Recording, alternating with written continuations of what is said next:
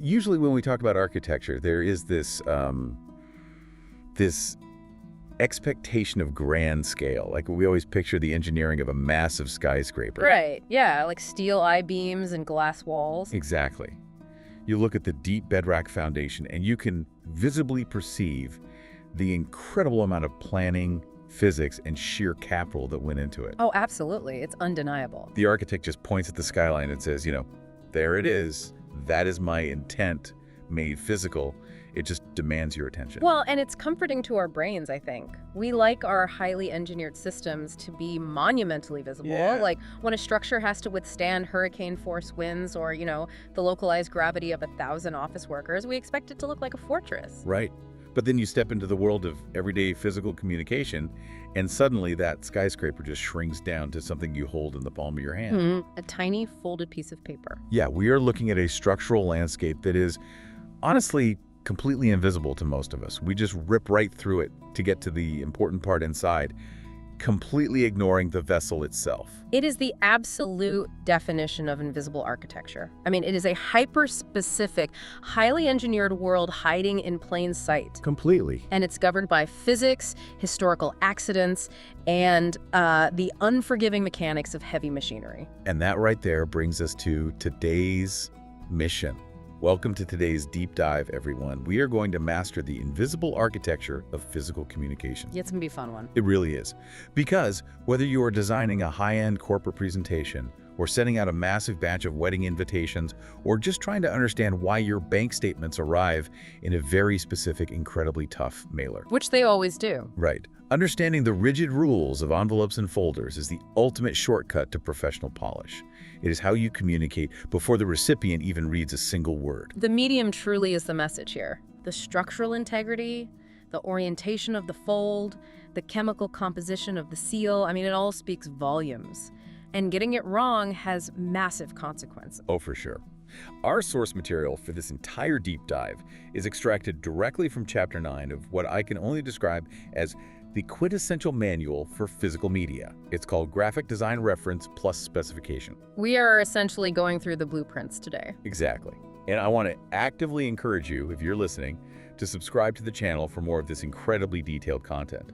Plus, if you want to hold this reference manual in your own hands and look at the actual diagrams we're talking about, you can simply scan the QR code on your screen right now, or just click the link below to get a physical copy of the book. It's definitely worth having on your desk. It really is. So let's talk about the nightmare scenarios, because that is where the stakes really become clear. Like the logistics nightmares. Yeah. Imagine a Fortune 500 company sending out their glossy 100-page annual shareholder report. The design team decides they want a sleek, lightweight envelope with a delicate peel and stick closure. Because it looks incredibly modern on their computer screens. Right, so they print 100,000 of them. What actually happens when those hit the postal system? It is a bloodbath. A bloodbath. Literally. When a 100-page, dense paper document is shoved into a lightweight envelope, that document basically acts as a physical battering ram. Oh, wow. Yeah, the moment that package is dropped into a canvas postal bin or, fed through a high-speed sorting belt, the sheer mass of the booklet shifts. And it just hits the edges. Right. It slams against the delicate side seams of that modern envelope, and the sheer force blows the seams wide open. That is disastrous. The lightweight adhesive pops. Thousands of expensive shareholder reports are literally shredded in the gears of postal sorting machines, or they just arrive at investors' homes as torn, empty husks. So millions of dollars in printing, postage, and brand reputation completely vaporized. Just because a designer didn't understand the physical load-bearing requirements of a paper envelope. Exactly, which is exactly why we are doing this today. Okay, let's unpack this. We have to start with the load-bearing walls. The text breaks down the basic structural anatomy of an envelope, and it's surprisingly visceral terminology for stationery. It really is. Like the front, obviously, is the face. That's your billboard where the address goes. But flip it over and you get the structural flaps. Right, the moving parts. You have the bottom flap, which folds up, and the side flaps, which the converters call the side seam, and those fold inward. These overlap to create the actual pocket. And the geometry of that overlap is critical. How so? Well, the bottom flap usually overlaps the side flaps, not the other way around. Oh, interesting. Why? Because when you slide a piece of paper down into the envelope, if the side flaps were on top of the bottom flap inside the pocket, the corners of your letter would catch on the paper edges as you push it in. Ooh. I never even thought about the internal friction of the paper. Right. By having the bottom flap on top, it creates a smooth, shingled chute that guides the insert all the way to the bottom without snagging. That's brilliant. So you slide the letter in, and the opening you are sliding it into is officially called the throat. You are feeding the letter into the throat of the envelope. So visceral. And right next to the throat, the little angled cuts on the sides of the envelope opening. Those are the shoulders. Mm-hmm. Finally, you have the seal flap, which folds down over the throat, and the seal adhesive, which is the actual glue. So I've got the face, bottom flap, side seam, throat, shoulder, seal flap, and seal adhesive.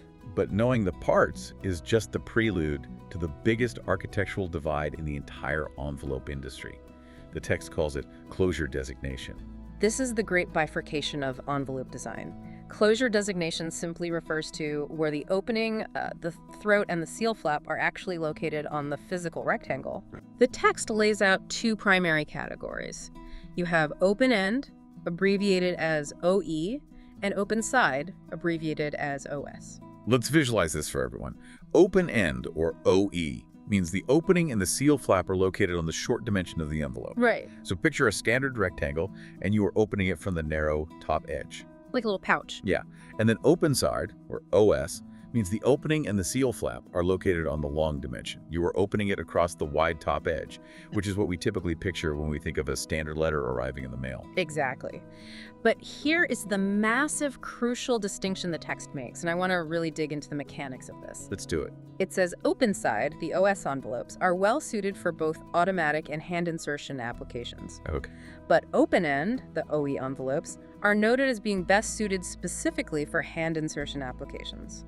Wait, let me stop you there. It's where I want to push back, or at least ask for the analogy here. Yeah. If I'm an industrial machine, why do I care which side the door is on? Like, why is the long side opening the golden ticket for high-speed automation, while the short side forces us to literally stuff things by hand? Well, what's fascinating here is how aesthetic decisions completely clash with functional reality. It comes down to the physics of high-speed manufacturing. Okay, paint me a picture. Think about a commercial inserting machine. Its entire purpose is to stuff tens of thousands of papers into envelopes per hour.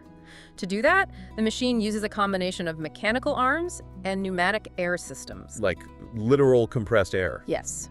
As an envelope moves down the line, the machine fires a perfectly timed, tiny puff of compressed air into the throat of the envelope to billow it open. Then, a mechanical arm, or a set of robotic grippers, shoots the folded paper inside. Okay, so it's an incredibly fast, highly choreographed mechanical ballet. Air puffs, arm shoots. Precisely. Now imagine an open side envelope.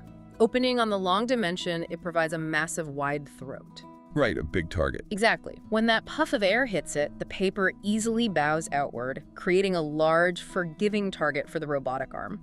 The tolerances are very generous. Okay, I can see that. But an open-end envelope, opening on the short dimension, has a much narrower throat. The paper tension is tighter because the folds are closer together. Oh, so it doesn't want to open. Right. When the air puff hits a narrow open-end throat, it often doesn't billow open wide enough. So the robotic arm comes in at lightning speed, misses the narrow opening by a millimeter, hits the shoulder of the envelope, crumples the insert, and jams a machine that is running at 10,000 cycles an hour. Wow.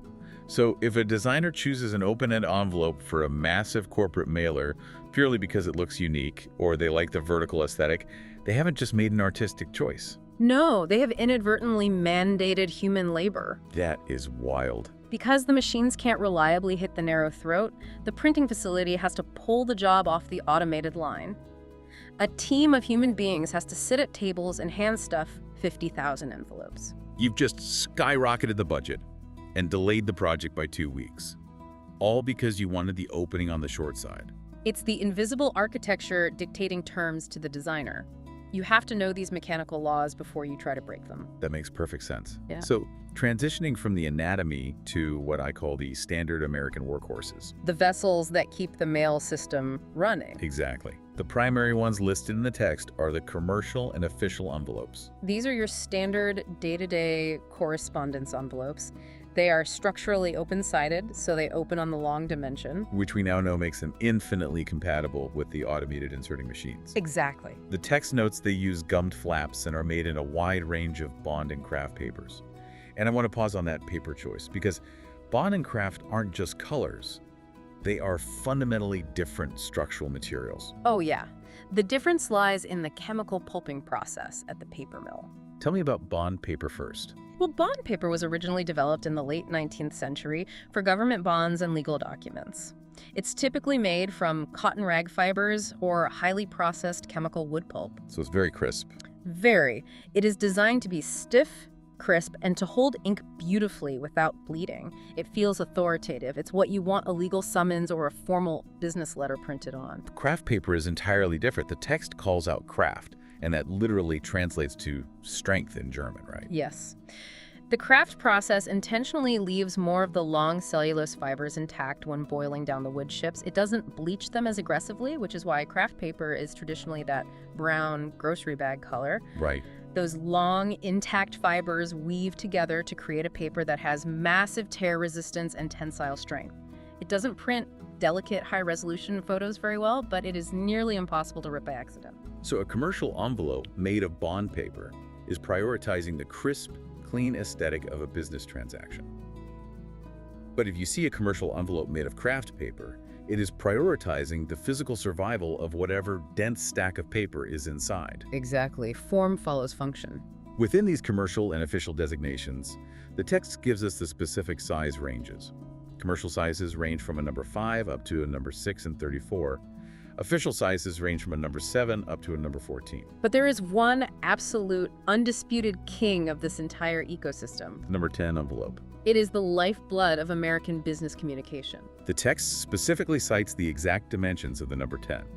It is 4 and 18 inches high by 9 and 12 inches wide. And that is perfectly proportioned to hold a standard 8.5 by 11-inch piece of U.S. letter paper folded exactly in thirds. When you receive a bill, a notice from your city, or a letter from an attorney, it is almost certainly arriving in that specific 4 and 18 by 9 and 12 rectangle. Almost without fail. But what's fascinating is how minutely these sizes scale in the book. It lists a number 10 and 12, which is 4 and 12 by 9 and 12. A number 11 is 4 and 12 by 10 and 38. We are talking about scaling up by eighths of an inch. Right. Why not just have one big envelope that fits everything? Like, why the microscopic variations? Because excess space is the absolute enemy of automated mail. Really? Yes. If you put a tri-folded single sheet of paper into an envelope that is half an inch too wide, the paper slides back and forth during transit. It alters the center of gravity of the envelope. Oh, and that messes with the machines. Big time. It can cause jams in the high-speed optical scanners at the post office. And worse, if there is a window on the envelope, the paper sliding around means the address might shift completely out of view. Ah, of course. So those fractional increases, an eighth of an inch here, quarter inch there, they allow corporations to tightly pack slightly thicker documents, like a 10-page contract, without introducing dangerous empty space into the envelope. That is incredible precision. But the commercial and official envelopes only handle folded paper. When we deal with documents that cannot be folded, like a 50-page brochure or a thick catalog, the text introduces two different massive workhorses, the booklet envelope and the catalog envelope. And this is where the structural engineering truly diverges based on the psychological mission of the mail. Let's examine the booklet envelope first. The text defines it as an open-side design meant primarily for direct mail. Right. And the sizes scale from a number 2 and 12 all the way up to a massive number 13. But the key detail here, the critical design feature the book highlights, is that the booklet design permits overall printing. Contrast that immediately with the catalog envelope. The text defines the catalog as an open-end style. Okay, so short side opening. Yes. And instead of a smooth back, it features wide seams with heavy gummed flaps. Its stated purpose isn't direct mail marketing. It is to provide good protection for mail handling of catalogs, magazines, reports, things like that during rough handling. So if I'm a designer, how do I know which one to pick? Well, here's where it gets really interesting. The names themselves dictate the use case. They demand a specific structural choice based on what you want the recipient to feel. Think about a booklet. It's an open side envelope. You open it along the long edge. Why? because the priority is the unboxing experience. Exactly. If I send you a beautifully designed, full-color promotional booklet for a luxury car, I want you to tear open that long flap, reach in with both hands, and pull out the entire beautiful document at once. I want you to see the glossy cover in its entirety the second it clears the envelope. The booklet envelope prioritizes the reveal. And because it's open side, the seam where the paper is glued together is pushed all the way to the edges. The back of the envelope is a large, flat, unbroken expanse of paper. Which is exactly why the text says it permits overall printing. The envelope itself becomes a canvas. You can print edge-to-edge graphics, giant typography, or just stunning photography right onto the mailer. The booklet envelope is an extrovert. It wants to be looked at. But the catalog envelope doesn't care about aesthetics. It is a strictly utilitarian vault. It is built like a tank. Right. The catalog is open-end. You open it at the short, narrow top, and the text specifies it has wide seams and heavy gummed flaps. Why is it built like a tank? Because of the sheer kinetic energy of what it carries. That's just physics again. If you are mailing a 300-page, heavy, dense product catalog, that catalog becomes a dangerous object in the mail system. When that heavy package gets thrown off a loading dock onto a postal bin or drops onto a concrete porch, the physics of that dense sliding book inside generate a massive amount of outward shear force. It desperately wants to blow out the seams of the envelope. Exactly. If you put that book into an open-side booklet envelope, the long glued seam is completely exposed to the forward momentum of that heavy book. It will rupture instantly upon impact. But the catalog envelope is open-end. That means the long sides of the envelope are solid, unbroken, continuous folds of heavy craft paper.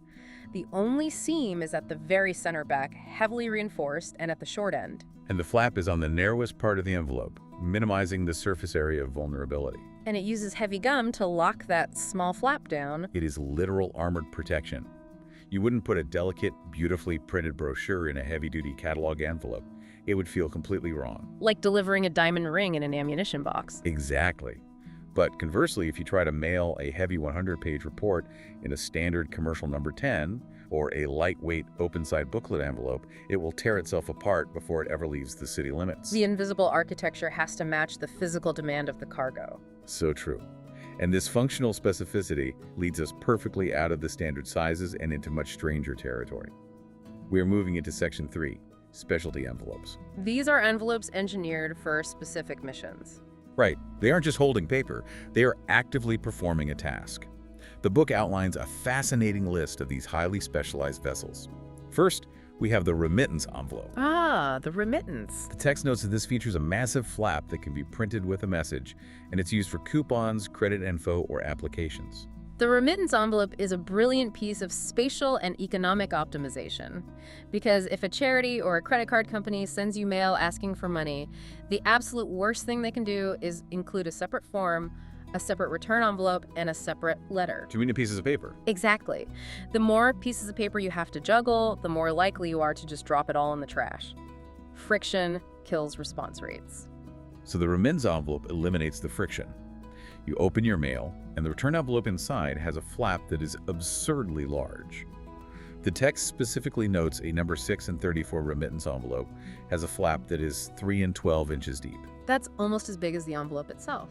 It is. You actually fill out your credit card info, your address, or your donation amount right on the inside of that massive flap. Then you fold that giant flap down, sealing all your sensitive data inside the envelope itself, and mail it back. The packaging itself turns into a billboard or a form. As a form and a vault built into a single piece of paper. Then we have the policy envelope. The text says it's built specifically for insurance policies, bonds, mortgages, and legal papers. It's all about heft and authority. And then there's the ticket envelope, which is an open-side envelope for theater tickets, heavily utilized for advertising space. Which solves a completely different spatial problem. Right. If a ticket envelope was open-end, like a tiny pouch, you'd have to pinch your fingers together and dig deep into this narrow little sleeve to fish out your concert tickets. You'd risk tearing them. Because it's open side, you just flip up the long flap and the tickets are presented to you horizontally, super easy to grab. And of course, the text mentions the coin envelope. Tiny envelopes for paper currency and coins.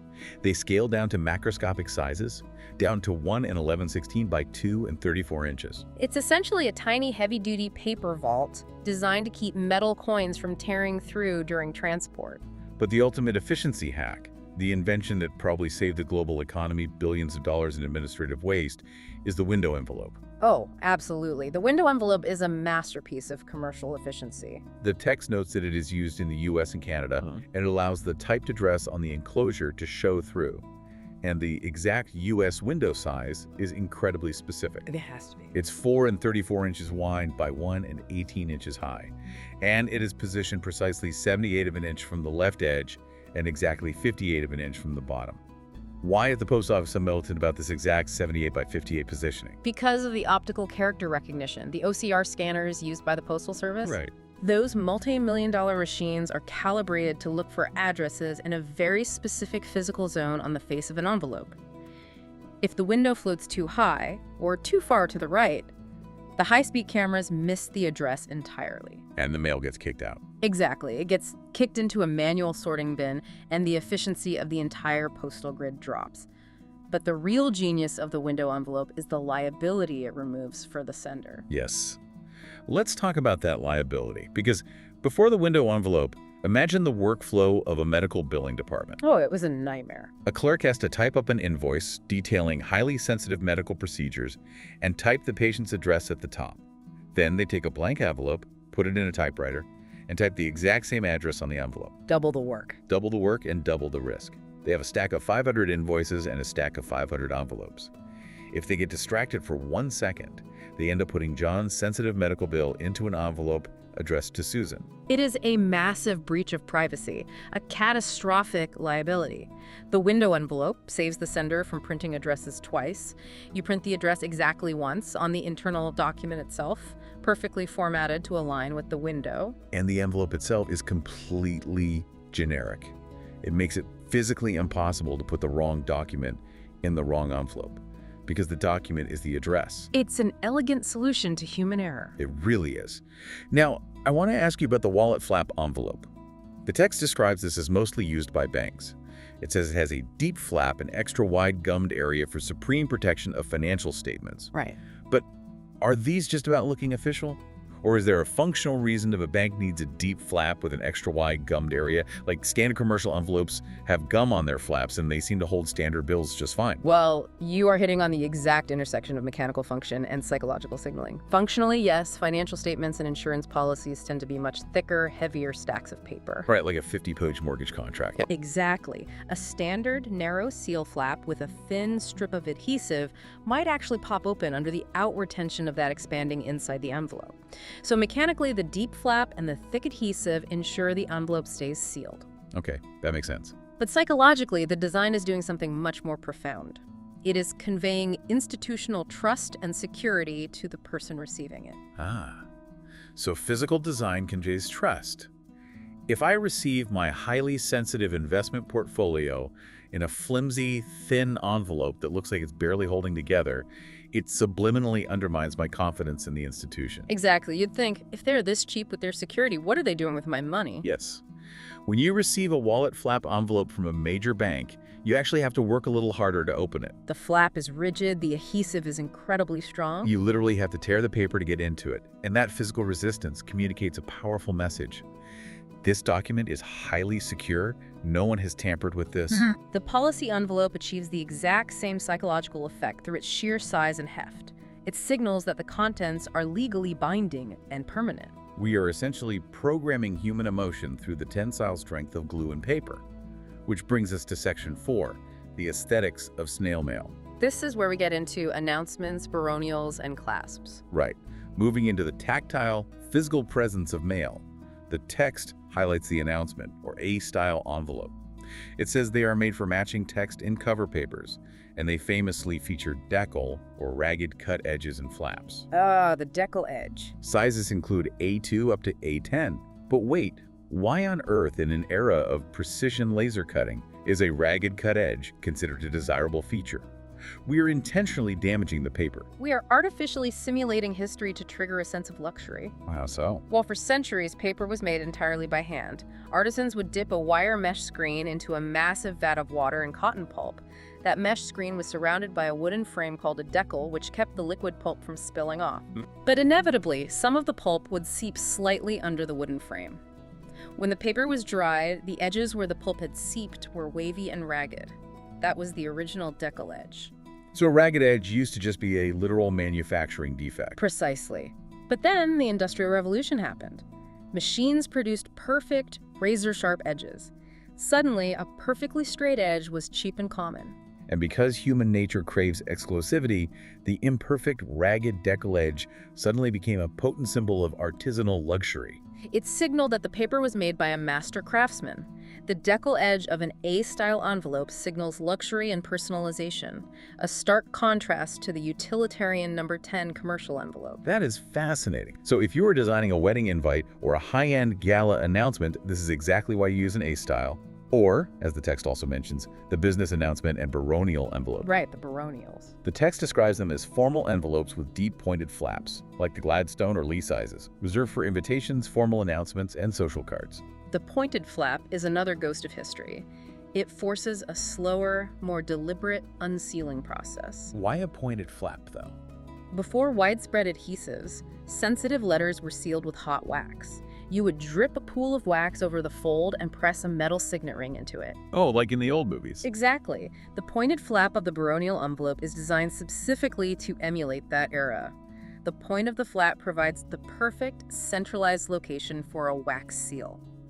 When you receive a baronial envelope, you don't just rip it open, you grab the point of the flap and lift it. It feels ceremonial. If you're designing a high-end announcement, the deep pointed flap sets a psychological expectation before the envelope is even open. It whispers, this is an event. Now, the third aesthetic envelope is the metal clasp envelope.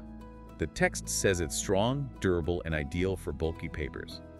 The key feature, it can be opened and closed many times. The metal clasp is the ultimate expression of permanence and utility. It's so different from the delicate formality of the baronial. Exactly, because unlike the baronial, which is destroyed the moment it's opened, the metal clasp envelope is designed to live on. It is an interactive, mechanical vessel. You bend the metal prongs up, you take out the documents, you put them back, and bend the prongs back to lock it. It communicates internal routing.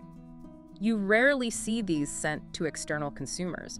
You see them used inside law firms and corporate offices to pass documents securely from department to department. It's the permanent interoffice briefcase. Exactly. Okay, so we've covered the U.S. standards, we've talked about the custom names like Gladstone and Lee, the fractional inches. It feels very organic, but also incredibly chaotic, like a historical accident. It's very deeply rooted in local tradition, yes. Well, Section 5 takes us across the ocean. We're going global, exploring the mathematical elegance of ISO sizes. This is where the precision engineers take control. The text details international, or ISO, envelope sizes, which are mathematically based on folding A4 paper, which is 210 by 297 millimeters. The entire European and international system is built around the standard A4 sheet. Let's run through the specific folds the text provides.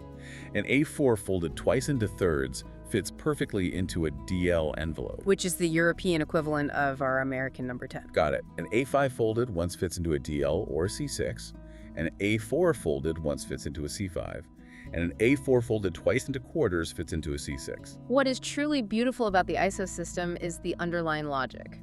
Explain the logic to me. Well, the A-series paper sizes rely on a constant aspect ratio. It's known as the Lichtenberg ratio, which is 1 to the square root of 2. What does that actually mean in practice?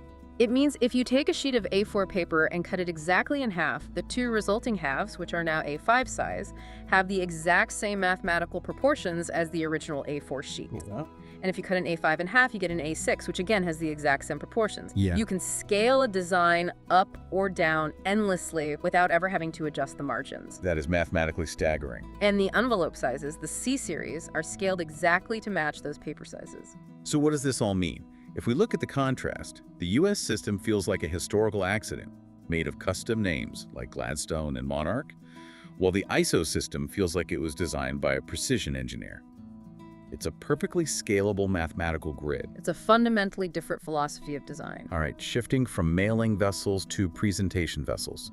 Section 6, the art and architecture of the pocket folder. This is a crucial shift. The text details 4 specific templates for pocket folders, but it gives a very strict warning first. These templates are printed at 1/4 scale in the book, and must be enlarged 400% to scan to actual size. Do not try to scan the page as is, or your corporate presentation folder will be the size of a Post-it note. Exactly. So the 4 templates. First, the standard 2-pocket folder. Economical, glued flaps. Best for lightweight inserts. The text says you can delete a flap or the business card slot if unneeded. It's the baseline of corporate presentation. Second is the 3-pocket folder. Folds to a standard 9x12 size, but opens for extra pocket. Glued in flaps, but an unglued center flap. Why is the center flap unglued?